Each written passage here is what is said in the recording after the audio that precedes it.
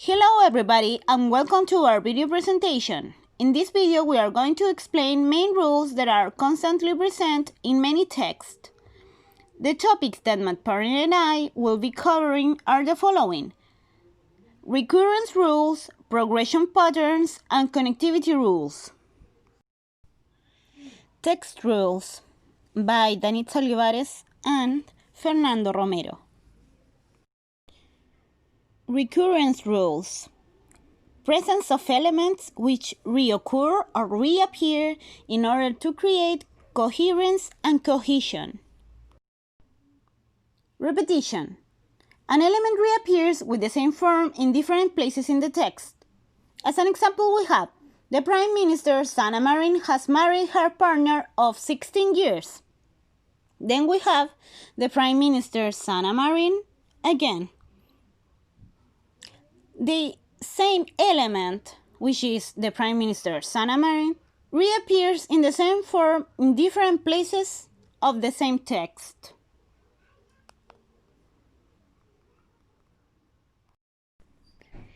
Anaphoric procedures: mechanisms to keep the reference without necessarily repeating them. Pronominalization: pronouns to establish coreference to refer to a given antecedent. The range of possibilities include leaving the noun phrase as it is, reducing it by removing some of its modifiers, or replacing it with a pronoun construction. As an example, we have Michelle explained that the reason she fell in love with Barack was due to the way in which he perceived other people. On the first line, we have Michelle and we have she. And with she, we replace Michelle. So we are using a pronoun to replace the subject of the sentence. Anaphoric reference: a reference unit which refers to another unit that was introduced earlier on in the text or speech to reduce repetition.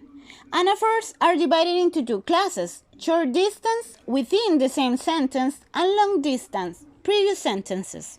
As an example, we have Michelle Obama has spoken about how she knew she had fallen in love with Barack Obama on the first episode of her new podcast.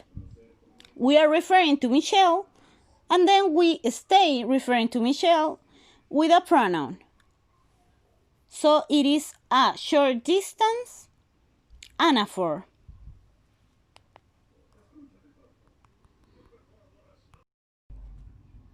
Cataphoric reference: a reference unit which refers to another unit that is introduced later on in the text or speech to reduce the repetition.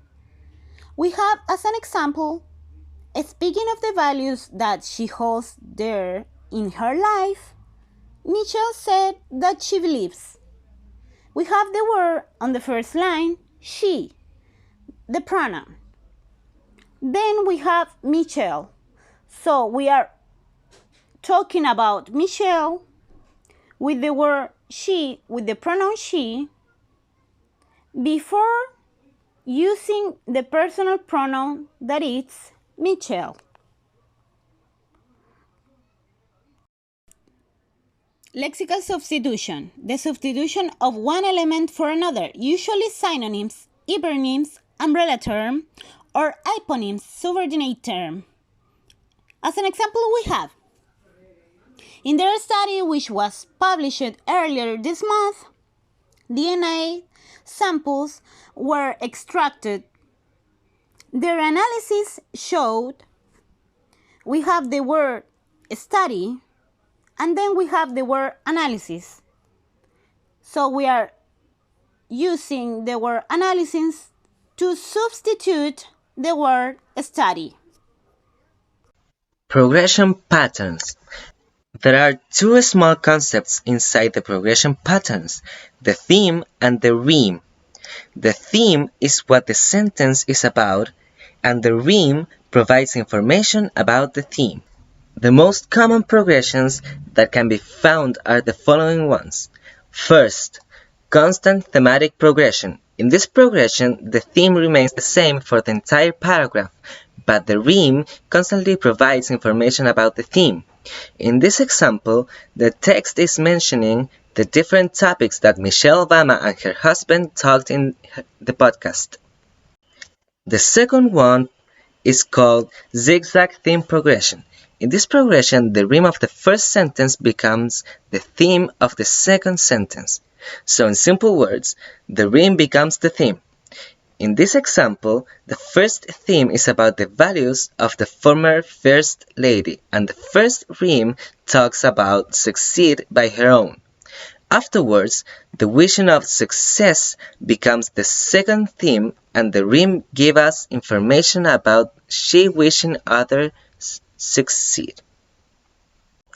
The third one is called derived hyperthematic progression.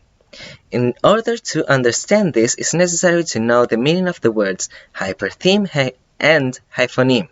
Hypertheme is a concept that includes a smaller concept on it. Hyphoneme is a small concept. In this progression, the subsequent themes in the different paragraphs and with the rhymes, they provide information about the hypertheme. This particular progression it can be appreciated in essays, where the main topic of the essay has different and related themes into the paragraphs. In this example, the hypertheme is the podcast that Michelle Obama started. The following themes and rhymes provides information about the podcast and the conversation she had with her husband. Connectivity rules is the relationship between the grammatical components or between pieces of information. The most frequently used are two, which are relation and connections. The first is relation.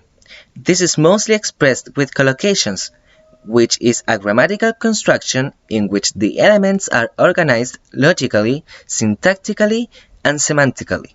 There are many types of relations, but here we can appreciate some of them. The second one is the connection. This is divided between two types of connections.